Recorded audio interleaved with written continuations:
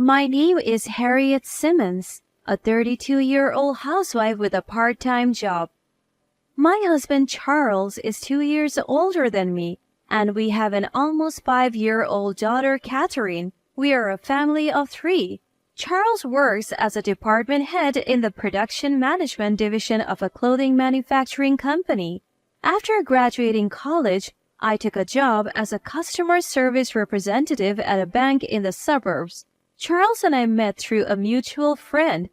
Compared to my outgoing personality, Charles was a bit reserved. He was the kind of guy who made you want to protect him. We dated for a year before he proposed and we got married. Catherine was born the following year. My mother came from a place well known for its matriarchal society.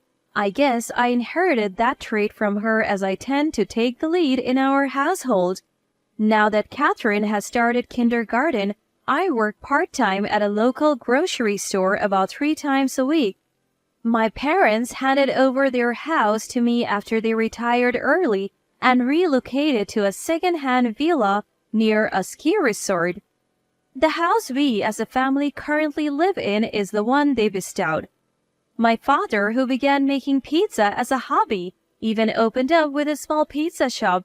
It's located along the main road and is doing fairly well. My mother is renowned for her crepes made with the flour used for pizza. Their establishment has an unusual reputation as a cafe where you can enjoy homemade pizza or a pizza place where you can have delicious crepes. While my parents enjoy a tranquil retirement, my in-laws, who live about 30 minutes away by car, are quite a handful. My mother-in-law comes from a noble family and my father-in-law was adopted into the family through marriage. Naturally, my mother-in-law is a dominant figure, adoring Charles, my husband, and their heir. My husband is unmistakably a mama's boy, frequently visiting his childhood home. My mother-in-law has been persistently urging us to give her a grandson. When Catherine and I visit, she barely acknowledges her granddaughter, constantly pushing me to quickly give birth to a boy. Even when I take my daughter for a visit, she has to reintroduce herself. Grandma, my name is Catherine. Haven't you remembered it yet? Oh, is that so? Well, either way, it's fine. That is why I hate you, Grandma. She really has no charm at all. Who does she take after? She would say, frowning in my direction. Because she's a child, she's just being honest. I never voiced it out loud, but I see it softly in my heart. Due to this, Catherine never warms up to her grandmother. Incidentally, as my father-in-law is practically a non-entity, Catherine seems to have no interest in him either. Our relationship with my in-laws was gradually becoming distant because it was always like this. On the other hand, Catherine is adored by my parents and she clings to them too, proclaiming, I love Grandpa's pizza and Grandma's crepes. My mother-in-law still calls my husband my baby boy. And they're always talking together. My husband repeatedly says, Mommy, Mommy. Truly a mama's boy. It gives me the chills. When my mother-in-law sees my face, she says, Harriet, our family is prestigious. We need a male heir. A daughter won't do. Please give birth to a son quickly. It's not easy to just give birth to a son, so I brush her out with all due respect, but then she would say, the grandchild of our neighbor is a boy. They must be so happy to have a good daughter-in-law. And sighs, implying as if I am at fault. I don't care if they're a noble family or a prestigious family, they are just so outdated. As my father-in-law was adopted into the family, he just nods in agreement without opposing my mother-in-law. I endured this lifestyle because I love Catherine. However, my husband would start saying, if only Catherine was a boy, whenever the opportunity arose. When I asked, isn't a girl good enough? He would reply, that's because my mommy says. And then my mother-in-law, who heard our exchange from my husband, would always call. Why are you bullying my baby boy? Can't you cherish your husband even though you are his wife? I would retaliate against such remarks. Oh, do you cherish my father-in-law? I haven't heard his voice for a while now. What did you say? You she-devil, if you bully my baby again, I won't let it go. Hoofy. If I'm a devil, then you're a demon. You should stop being so attached to your child. I was now at war with my mother-in-law. Then one day, my husband approached me with a discussion. My parents want to go on a trip, so I want to help them out a bit. He requested to arrange about $1,000. Where do you think we have that kind of money? You do know how much your salary is, don't you? Well, you understand, right? Even we want to go on a trip. I vented my usual frustrations on him. But both my parents are old now. Their legs will get weak soon and they won't be able to travel. They say they want to go to places they want to while they can. He's trying to appeal to my emotions by saying it's filial piety. I understand how you feel, but can't they manage with their own money? After arranging various travel items, it seems they didn't have enough for the actual travel expenses. It's their lack of planning that got them into this mess, just like you. But Harriet, don't you feel bad for them? Not at all. I'm not going to strain myself just to please them. Enough is enough. But there will be no buts or knees. I shut him down with a dad joke. Standing with my arms crossed, I towered over my husband who shrank in front of me. My daughter, Catherine, who had been watching the whole time, clapped her cute little hands, saying, "Mama, you're so cool." In the end, Charles, unable to arrange the money himself, shifted the responsibility to me and phoned my mother-in-law. That useless wife of yours can't even do a little filial piety. She's not a real family member. Do something about it. She works part-time, doesn't she? She should have some savings. We don't have much time before the trip, so hurry up. Finally, unable to stand up to my scary mother-in-law, Charles quietly withdrew $1,000 from Catherine's account. When I found out, I was livid and stormed over to my in-laws' house. Mother-in-law, I need to talk to you about the trip. Oh, what's the matter all of a sudden? Don't play dumb. What do you mean by demanding travel money? Well, your husband willingly gave it as a part of filial piety, didn't he? What's wrong with that? Right from the start, it was a total combat mode. He took it from our daughter's saving. You know, this isn't acceptable, right? I couldn't care less. She's going to be married off anyway. Spending money on her is a waste. What are you talking about? She is my precious child. Saving and spending money on our child is our responsibility. With a long-suffering expression, my mother-in-law retorted, I can't believe we have such a woman as our daughter-in-law. She can't even bear an heir and is utterly useless at home. I didn't marry into your family. If you want an heir so badly, why don't you give birth to one? With that, I stormed out of my in-laws' house. Anyway, I decided to make Charles repay that $1,000 from his pocket money. After their trip, my mother-in-law returned and summoned Charles and Catherine to their house. Though I was curious, my main concern was preparing for Catherine's 5th birthday. Planning a birthday party for a child this age is tricky. Who to invite? Obviously, I have to invite the children who invited Catherine to their parties. But there's a limit to how many people we can accommodate. Plus, what about food? And I still have to think about a present for Catherine. And our family party at night. My brain was at its limit. Oh, my brain needs sugar. I need to replenish the glucose. So I ate 3 of my favorite puddings and managed to devise a plan. Just as I was feeling a bit relieved, Charles and Catherine returned from my in-laws. But to my surprise, my usually lively daughter suddenly retreated to her room. When I asked Charles what happened, he responded, "Nothing, really." No, something's wrong. Our greetings at home were always high-spirited to match my enthusiastic daughter Catherine. It was our unspoken promise. This had never happened before. When I went to check on Catherine, she was sobbing.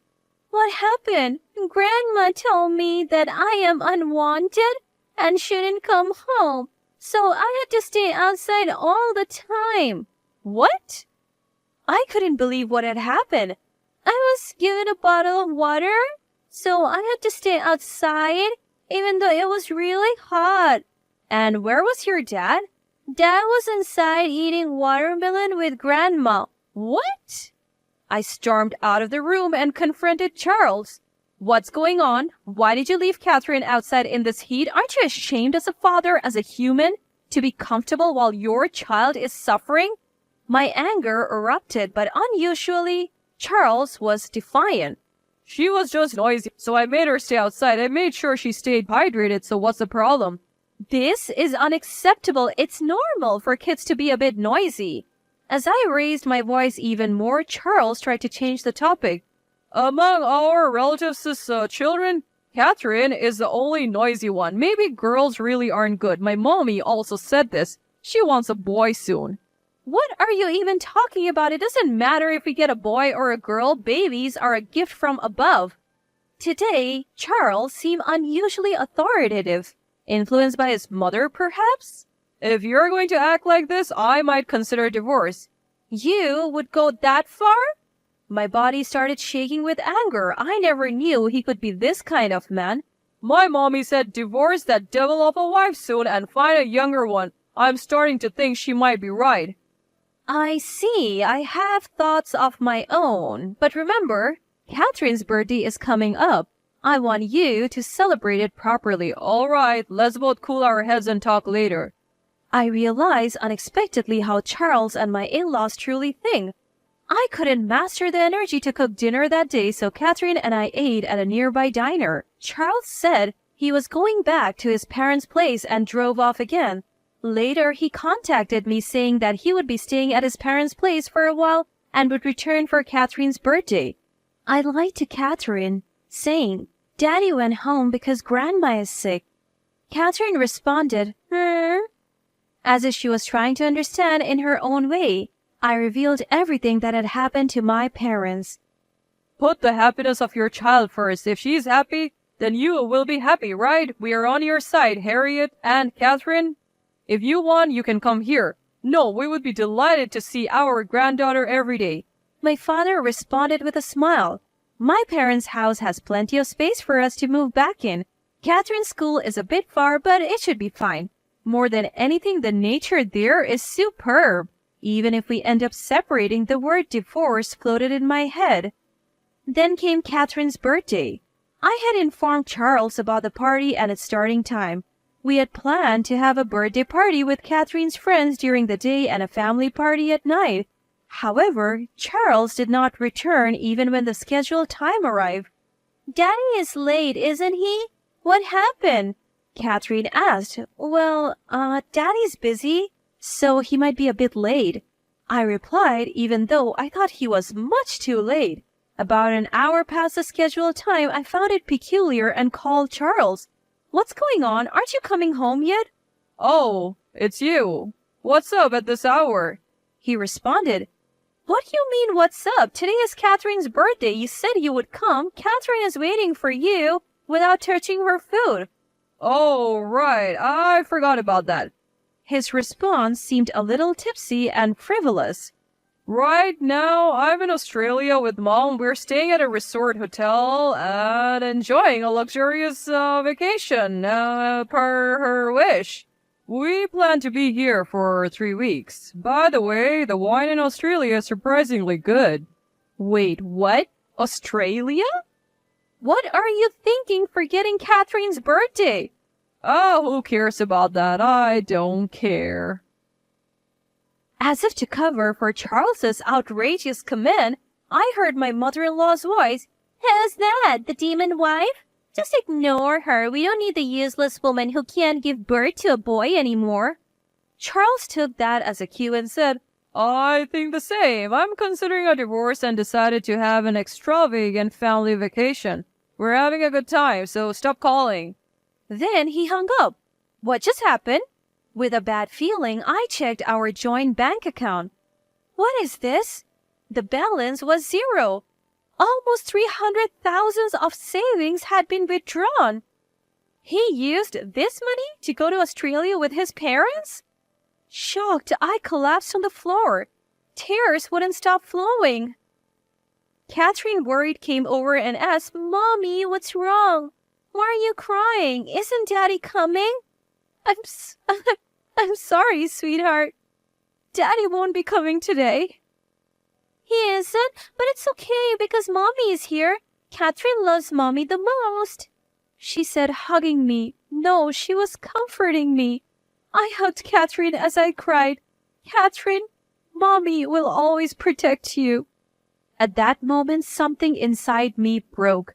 The next day, I took action. I went to the government office and gathered necessary documents. I decided to settle everything and move back to my parents' house. I swore to myself that I would shatter everything. I received a text from Charles accompanied by a photo of him and his mother in Australia saying, "The luxurious trip is fun. No souvenirs as a punishment. I'll call you when we get to the station, so come pick us up." His message seemed very assertive. Maybe he felt stronger with his mother. Who would bother picking them up? I moved my belongings to my parents' house and began to organize Charles's things. When I explained the situation to my friend at work, she sided with me. Amazingly, her husband works for a moving company and they agreed to transport the luggage. They said they would charge the cost to my in-laws and they could also keep their belongings, so I decided to leave it to them. Then my daughter and I went to my parents' house where we were kindly welcomed.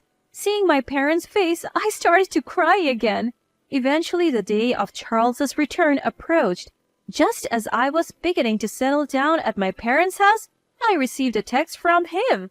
"I've arrived at the station. Please come pick us up." Of course, I ignored it. There were multiple calls and texts, but I let them all go unanswered. Eventually, he must have arrived at his parents' house. I received a call from the landline. Thinking it was about time, I answered the phone. "Why aren't you answering my calls despite the numerous attempts? Explain yourselves." "I'm done. I have lost all desire to continue being your wife. Let's get a divorce as you wished." "Wait, are you serious? Divorce? You mean divorce?" "Seems like that's what you and your precious mommy want." "What? Anyway, let's come down and talk this over when I get home." After the call ended with that exchange, the phone rang again immediately. "Hey, a truck from the moving company is at my parents' house and they're unloading tons of luggage. What's this all about?" "Oh, that's your stuff. I thought you'd be returning soon, so I had it delivered. Please make sure to pay for the delivery charge and storage fees. Packing was a lot of work, but I'll consider that a service." "Stop joking around. Calm down. I'm heading over there now." And then he hung up. My daughter and I ate my mother's homemade crepes and excitedly awaited the moment. Looking at the wall clock, just as I thought it was about time, the phone rang. "Hello?" "Hey, I just got home and there's nothing here." "Oh, doesn't it look nice and clean?" "No. What is this? I don't understand. Where are you? Is Catherine with you?" Charles, who had returned to our house, was stunned to see it completely empty. "Yes, Catherine is with me. Say hi to Daddy, sweetheart." "Hello? Catherine is having grandma's crepes." "Are you at your mother's house?" "Yes, that's right. We had pizza for lunch. It was yummy." After taking the phone back from Catherine, I said, "A lawyer will contact you about the divorce soon, so be prepared."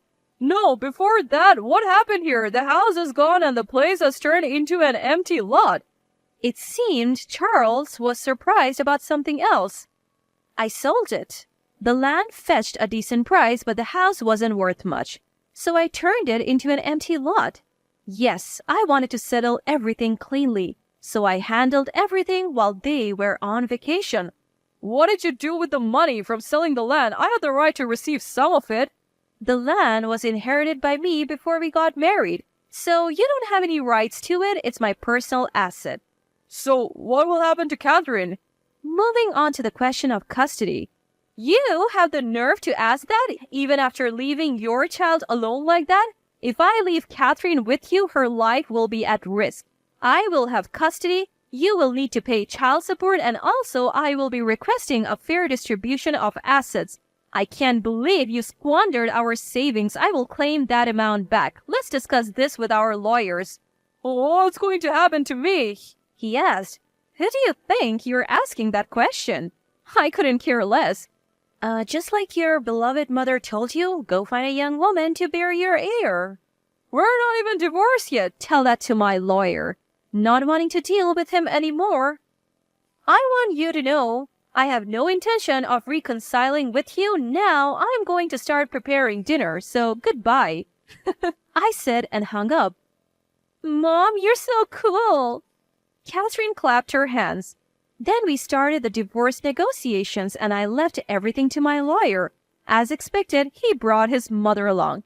She insisted that everything was my fault and that her darling Charles was innocent. I discussed it thoroughly with my lawyer and I decided not to demand alimony, but I asked for a share of the assets, including the misappropriated amount and child support for Catherine. Charles was complaining, but when I threatened to take it to family court, if we couldn't reach an argument, he reluctantly accepted. My ex-parents-in-law sold their house to pay off the settlement and child support, which I received in a lump sum. Once things had settled, Catherine started attending a new kindergarten and made new friends. She's growing up to be a strong and lively child nurtured by the rich nature around us. Thanks to my previous experience as a bank employee, I found work at a local agricultural cooperative. I have become good friends with local farmers and sometimes they give me vegetables. And then one day, some old friend from where we used to live visited and told me about Charles. Apparently, he is doing as his mother told him and is actively seeking a young woman to marry. He was persistently hitting on a young woman at his workplace, but his creepiness and insistence caused all the women there to despise him, and he ended up quitting his job. Now he's working as a part-time job at a construction company that's all men. It seems he's developed a fear of women. My ex-mother-in-law is still pushing her son to remarry for the sake of family continuity. But there can't be many women who would marry a part-timer with a fear of women.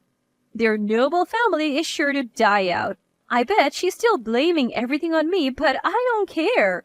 Meanwhile, I've started dating a man I met at work who's also divorced and has a child in the same kindergarten class as Catherine. We're both single parents and our relationship is progressing with a view to the future. I bought a used car. Australia is out of the question, but Catherine and I occasionally drive to the nearby mountains and rivers. Since coming here, I have seen her smile a lot more. I realize that my life is dedicated to protecting her smile. Thankfully, my parents are still healthy and working. Along with my new partner, we dream of selling homemade pizza, crepes, and ready-to-eat dishes made with fresh, pesticide-free vegetables produced by local farmers at a nearby roadside station. Today, Catherine and I drove our old car to the river. The sky we looked up to was blue. As I watched Catherine stack pebbles from the stream, I took a deep, calming breath.